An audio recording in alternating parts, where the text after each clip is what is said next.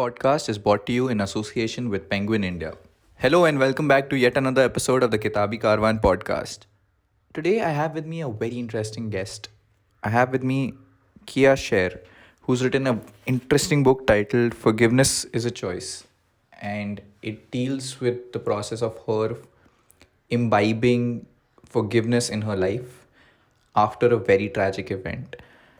As the blurb of the book would tell you, and when you read the book as well, Kia lost her husband and her teenage daughter in 2008. Today would have been her daughter's birthday. Without giving anything away, I would dive right into the interview. Welcome, Kia. Welcome to the Kitabi Karwan podcast. Although all of my listeners have already gotten an introduction of you in the voiceover at the beginning, I have a typical question which I ask almost all authors when they join the podcast, which is, your book blurb gives us a really good insight into who you are and, a very big basic from where you are, where do you come from as a person. But uh, I always believe people have a side to them which they kind of keep away from the public for various reasons, right? It might be, I don't know, maybe privacy, maybe you just don't want to share that side with everyone else.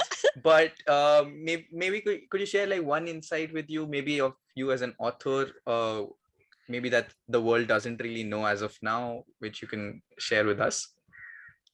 Sure. I'll have to, okay, just with total transparency and honesty, I'm probably one of the most reluctant writers there is. Oh, really? And I mastered the art of procrastination. It's an art. And we become very creative about ways to procrastinate. But I learned a lot from that also. I learned to just continue to write anyway. Right. Because I feel for writers, I mean, I can only speak for myself, but I know from also sharing with other writers, one of our greatest devils, besides being in the details, is doubt, self-doubt, and not valuing what's actually coming through. Because we have to be willing to just write and not edit as we go along. Right. So I was way too self-critical, reluctant in many ways for various reasons. It was a healing process. So what you read in the book and what came out, even though the book is not that long, it's not that long, but that was intentional because people have short attention spans for one thing. But I decided to treat it like a painting. And even though I was feeling a lot would come up and sadness, grief, some upheavals around various things, I thought, even if I only write a few words today, that's enough. We can just keep going because the process was delayed because of the pandemic anyway. So for me, that was a blessing in the writing process. But so I say, okay, some days I only wrote 2 sentences, but it was important that those sentences did not come from my mind. They came from my heart. I had to get into a meditative space, which is just simply a quiet space. I had to allow for the quiet and stillness and write without, just let that flow, because then it would come from a deeper place. So I'm just talking as if I'm actually speaking to you and sharing to you personally. And I'm just going to share that without any other agenda. I have nothing to teach you. I have so much more to learn. And I learned through the writing, actually. And I'm just sharing what I learned. But I was reluctant. I procrastinated. I cried. I cried a lot. I laughed at myself. So it was one of the most powerful spiritual practices ever. It was transformational because of all that. I got to see my own little bad habits and shadow sides, we could say, in the process. Well, Kia, I mean, I can imagine how turbulent this entire writing process would have been. I mean, it was documenting one of the most, I would imagine, something that's impacted you majorly, right? And just right, just coming to the same incident, and it's something you mentioned at the beginning of your book when you just talk about when you first found out, and when your family gathered, and one of the first things that you said was something about forgiveness. So I'm quite curious about how that very emotion came through. I mean, because as much as your book talks a lot about it, and it is something very healing and something very immersive for all of us to ponder over, I mean, I can imagine it was no mean feat to have forgiveness as the first emotion come through you. Where can you just take us through that? I mean, how did that emerge? I mean, what I mean, could you just give us some more details into what your thought process was at that point of time? Sure. Now, I think it's important to understand that that was simply an inner, that inner voice spoke to me. Mhm. Whatever name we want to give that, we'll just call it the inner voice. We all have that. Right. But and that was the message I got. Forgive them, they know not what they do. Did I forgive in that moment? I was in too much shock to, and so forgiveness was, that was like a drop that went in, and it was just okay. What I immediately saw was there's already too much hate. We must send love. And that's all I knew. There was a ray of peace. That did not mean they shouldn't be arrested, tried, convicted, all that. It doesn't mean any of that. But it was what's going on within me. Am I going to choose hate, anger, revenge, or am I going to choose love? It was just that decision of I'm choosing love. Do I know what that means or how that will play out? No, of course not.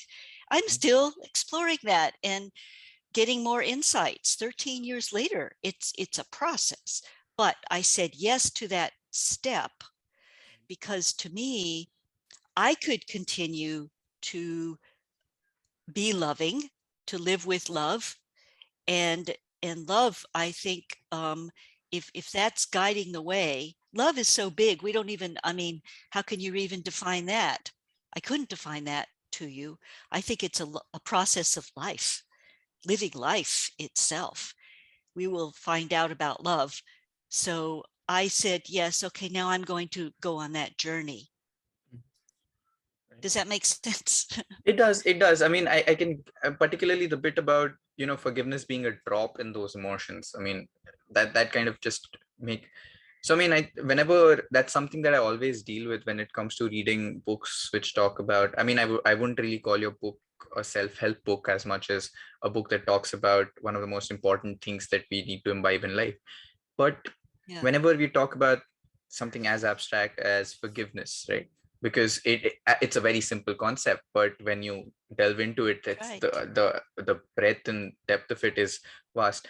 But Yes, the point I was trying to make was that it's always much better to know that the author is a more humane person at the end of it, that you I mean, the fact that you acknowledge there was just one of the many emotions that you felt and not the sole emotion is something right. that makes your book far more appealing to me as a reader than just someone coming out and saying that, well, I could forgive them from the word go, because that kind of helps me associate more with you as an author, simply because I can see myself being in a similar stage or in a similar response stage. Okay. But so Kia, I wanted to ask you was so what made you write this book in the first place? I mean there could have been many different mediums as to how you could have spoken about this very trauma, or what came out of it for you, right? I mean, and you clearly have, you've been a speaker, and you've used online forums and everything else. But Yeah, why a book? Was there any particular reason behind it, why converting it yeah. into your experiences into a book made sense? Yes. It was basically an invitation by Penguin Random House from Millie Ashwarya to send in a book proposal. And that came about because of a mutual friend, Ragesh Ruri Lumba, who I met in India at the Gateway of India when she performed a beautiful song at a peace event we held on one of the anniversaries. I think it was the sixth one. And Rageshri happened to ended up marrying a British Indian, British Indian barrister and was living in London. And I think I must have put something on my Facebook page that I was in London. So she immediately messaged me and said, I'm now in London. Let's meet for coffee. I thought, what fun, great. And I was with a nice walk to her place. We went, met in Chelsea, amazing place. And as we were talking, she brought forth, you need to write the book, and I really wanted to get out of it. I'd been trying to get out of writing a book for a long time. A lot of people said, right, I did not want to write a memoir. I felt the story was told already. It was out on the airwaves. I had shared the story. I thought, that's done. I've shared my response. It's done. I don't, and so I didn't feel the need to, but yet it was still coming up. And I thought, my goodness, I thought, okay, fine, introduce me to Millie at Penguin. Wow, okay. And Millie actually responded directly. And I thought, okay, now I can't get out of it. It's going to happen. So that's when I went full in and I committed to it. And I wasn't sure how I was going to go about it. But I think that was an important lesson I learned, is that commitment, once you commit to something, really, really commit, it has to come from a deep level. And then trust. Then you trust that now you've committed, the path will unfold. You'll know what to do. Just take it step by step. And I realized, I'm not going to sit down and write this in 2 months or 3 months, but I'm going to take the first step. And I did that. I sent a proposal. I created an outline. It came to me, what would be the simplest way? What would be beneficial? I didn't want it to be all about me, but I can share what I've learned, I suppose, and then examples of stories that took place in India, of people I met that exemplified some of the lessons that I learned. And that's how that came about. Well, that's quite an interesting story as to how the book was born, because I mean, yeah, I'm always curious about how books are born in authors' minds and in reality. But yeah, I'm glad you mentioned stories of people you met here as well, because my next question is actually a two-parter, where the first question where I want to ask you is, well, you've spoken about forgiveness from, in like, if I'm not wrong, 40 different 40 different ways of forgiving when talking about different things such as love uh and stuff like that. But what I actually was really curious about was, you do speak about this as well, that about how forgiveness is a journey as well, right? I mean, it starts off from that drop of an emotion. where what was the most difficult part of this journey for you, where you almost came close to, like, maybe just not going down this path? Was there anything or any incident or any particular moment that you remember, and what got you through that particular obstacle? And my second question is, uh, I mean, when you were in, you've been to India, I'm assuming, often, and have interacted with a lot of people. You stayed in Mumbai for a while. What was your takeaway about people in general here, particularly with regard to what we're talking about, forgiveness? Because uh, the reason I ask this is because, uh, even without going into details, ever since this millennium has started, India's uh, become a more polarized society, regardless of political affiliations and who's doing what. And I believe forgiveness is a process which is deeply helpful to Indian society. So, as someone who's witnessed it first from an outside perspective and then come here, lived with us, experienced Indian culture and society, what is your take on how Indians view forgiveness? I think that most of us, not just Indians, I think there's a misunderstanding about what forgiveness actually is, because I could see, even from the first visit and then subsequent visits, especially around the time of the anniversary, I saw what was coming out in the newspapers and the headlines. I felt the moral outrage, the anger. It's really an unforgivable act, basically. And the more details that came out, who was involved, where money came from, where money was paid. I mean, there were a lot of factors there that include, even though it wasn't with knowledge or intention, included the United States. Because money's given to Pakistan, we know about some of those things of how it all made its way to the terrorist group. So grappling with that, and then I was there. Newspaper was delivered to my room. I was in the Trident, which was also attacked, and I got the news: a puppet, hangs on a string. That was the headline, and we know what that was. Ajmal Kasab was hanged, and no one knew it was coming. It was like it had to happen in secret for various reasons, and then boom. And I just kind of, it created another wave, of release and grief and conflicting feelings about all of that. I knew that that was the only way it could have resolved in India. So I have no issue with that. That is, actions have consequences. That is the thing.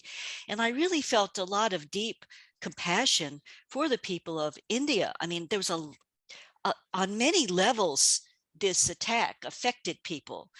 And the longer I spent in Mumbai, I could see that, wow, this went really deep. They considered an act of war, for one thing, and which is a long standing history. So I saw that polarization there. And so I didn't really talk. I was not preaching forgiveness. I had no agenda to preach forgiveness. That's not why I went to India, actually, at all.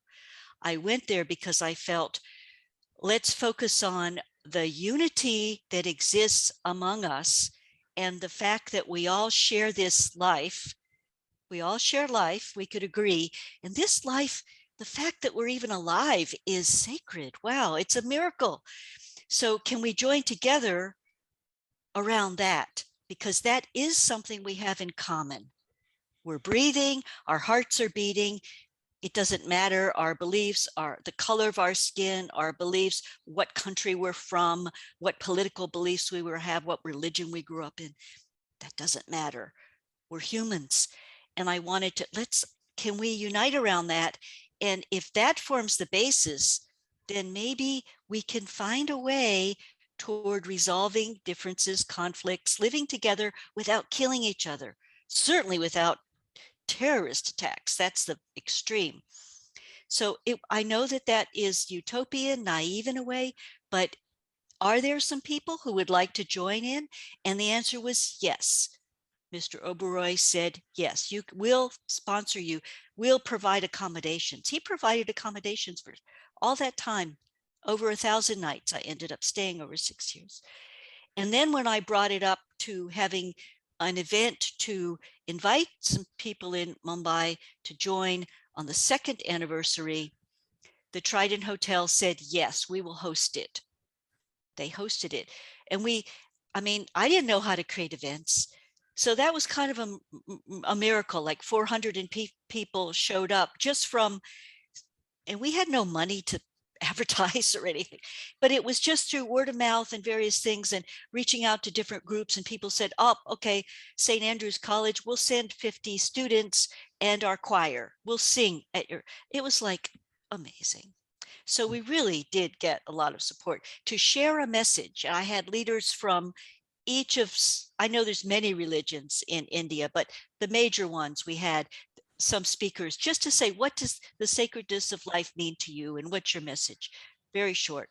So we had all that, and that's really what it was all about. Now, forgiveness was the bridge that got us to be, for me, that opened the path to that. So forgiveness, it's not an emotion. It really has nothing to do with a terrorist. I'll never meet the terrorist. I eventually saw the photos of all of the terrorists who were killed, which was quite gruesome. But I forced myself to look at that because, oh, these were human beings that did that. And then look what happened to them. Wow, can we prevent such things? How would we do that? Step by step, person by person. And that's the reason I went. And I got so many, yes, I'm in. Count me in. Let me introduce you to this one. You should meet this one. Here, speak at our school. So that's why I kept coming back. Oh, can you come and speak? Could you talk to our students? I was asked to speak about forgiveness and how to create peace. So, wow, what a great honor. And that showed me, wow, this is who Mumbai is. Wow, this is amazing. And some students in Delhi also, we did an amazing thing. But I am in awe of Mumbai and its people. I will say that, in absolute awe. I'll take that compliment because I am from Mumbai as well. But I sort of get what you mean. I think, and I don't know. I mean, it's just something that is my opinion. I don't know if everyone shares it, but I do know a lot of people who agree on it, and it just got a little bit validated from you. But Mumbai as a city has a very unique way of looking at life and the way people are with you. I mean, you'd be in a room full of, I don't know, like a room meant for 100 people, there would be 500 people crowded in. You'd still have your privacy, but no one will stop to to care about what you're doing. But the moment and everyone would be in a hurry at the stations, and it's super crowded place, and no one would Yep. really care about what you're doing. But the moment you ask for help, or you pause, or and have a conversation, it I know if it's the city that changes the person or the person who's making the city, but either way, it's almost a miraculous conversation, which I probably haven't had with anyone across India. It's just different. It's amazing. And I have witnessed it, especially around train stations at Churchgate train station. I witnessed it, and I've experienced it myself, not only from just sharing with while I was there and all the help that was offered to me. Amazing. But even people who had no idea. I'm just this American woman. I get out, and I was in an area where I really wasn't sure where to go. You know how there's a lot of and do you need some help? And they would give me directions or whatever. Oh, and one time crossing, you know how it is to cross the street. You take your life in your hands. It doesn't matter if the light is red or green, and you're given the signal that it's okay to cross. Well, not necessarily, but there I was kind of hesitating, and there was this young man, probably about your age, and his girlfriend right next to me. And we were crossing, to get across to Marine Drive, and we were given the signal, but I could see that some cars, anyway, he grabbed my hand and we went across together. I didn't grab his hand. He knew I was there and I was hesitating, and grabbed my hand. Let's go. Boom. We had to run. We ran across 4 lanes together because we knew if we didn't run, forget about it. It was so funny, but it was like, and then they just wave and go on their way. I'll never see them again, but that's the sort of thing. Yeah. And I can completely, imagine that situation, because that's happened for like so many of us. I mean, maybe it's a foreigner or maybe an older person or something. Yeah. And in fact, I have a very weird anecdote from my childhood, when I started watching English movies or television shows for the first time. I think the term jaywalking was an alien concept to me. And I remember asking my parents about it, who were educated in English, but obviously weren't familiar with the term themselves, and we didn't have Google or anything back then, so I had to look it up in the dictionary. That's so good. And when I figured out, okay, this is something that happens in other countries. But in other countries, exactly. Yeah. I actually, I will confess, years and years ago, I was in my 20s in Washington, D.C. I took a risk and jaywalked, and I got a ticket. Oh, wow. I actually got a ticket. I had to pay. I don't remember how. It wasn't, I think it was only $5, but still, I got a ticket for jaywalking. I couldn't believe it. So yeah, I never jaywalked after that. Yeah, that's I can't imagine getting a ticket here in Bombay for No way. jaywalking. No But way. No way. Kia, I'll just take a step back and come back to what we were talking about forgiveness. And what this entire conversation that we had about Mumbai, I think personally for me that's one of those things that enables forgiveness. About Yes. right, about the spirit of people and the ability to kind of step back and view human beings for who they are rather than what they did. I mean, their actions do have consequences, as you mentioned, but Yeah. the ability to examine people and see how, the ability to see good in people, or the Right. ability to realize that maybe perhaps the best way for us as human beings to move forward in life is to embrace love and forgiveness for that matter Now, is. if as you're saying that, I was thinking, can you imagine, although it might be hard to, but just imagine. Let's just use Ajmal Kasab as an example, because we know what he looks like. Everyone knows. Imagine him as a young child. Was he thinking, oh, I'm going to grow up to be a terrorist? I'm going to the train station in Mumbai. I'm going to mow them all down with my AK-47. No. You think he was just wanting to have fun and play and get treats and all that, and maybe a hug from his mom? What happened? What if whatever whatever it was, we don't know details, what poverty, whatever the culture, who knows? What if he grew up, what if that same young man, somehow his family immigrated to India? What if he grew up in Mumbai? Or what if he just grew up in a different situation? Maybe his father was well employed and all of that. He got education. And maybe he would have been just like the young man who grabbed the hand of a foreign woman and ran across the street with her. He could have done that. See, that's what breaks my heart. That's where compassion comes in. To me, I'm forgiving. That's what the forgiveness comes in, because I'm forgiving what happened, what prevented him, you know, that his disregard, somehow he got disconnected from life, from himself, from other human beings. That's what I have compassion for, not the act. I don't, the act is unforgivable. You don't justify that. Nothing will ever justify that. Nothing. But still, what about that human being? Whoa, I feel sorry for him. He Mm, lost it. Lost. mm.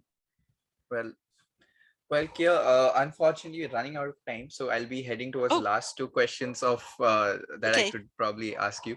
But the first question that I have is probably like, I don't know. Your book was very evocative in terms of what it made me feel and Oh, things that good. it made me think of. But Good. if I could ask you, or for my readers, if there are three things that you could tell them, which could enable them to walk on a path of forgiveness, or to be able to better practice it in their life, what would those three Okay. things be Oh from gosh. the way you've realized it? Well, the first thing that comes to me is, first of all, open, just stay open, because unforgiveness closes us up. So I would say it's first with a willingness to stay open. And then once you're open, forgiveness then allows you to step forward. Willingness, openness, forgiveness will move you forward. And then, and you're, because you're choosing love. So willingness, openness to love, heart, and stay in the heart. And then it will guide you. And it doesn't happen overnight. It takes time. So forgive yourself. I think actually that's really important. Start with the self. Mm-hmm. Start with the self, because that I went through a lot of that writing the book, was self-forgiveness. Start with the self, extend to others, and then across the world. Well, okay. Thank you for that, Kia. And probably my last question to you is, now that you've come up with this book, what's next for you? I mean, what's next on your journey right now?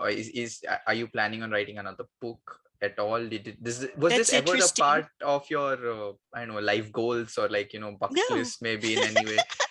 being a Although, writer yeah, or anything? it wasn't, but even I will tell you, at Christmas time, um I was staying with my son in Miami, and he just, how, anyway, he's probably about your age. He looked at me and just said, "You've got to write another book." And I went, "Oh." He goes, "You have to write another book. It has to be about empowerment." He goes, "You're finally getting it together." He's telling his mom, "You got to write about empowerment." Now, that's also a really big topic. What does that mean? So I'll explore that. Yeah, that sounds like a very interesting idea, and I can't. I mean, I think it'll be a very interesting take coming from you on that.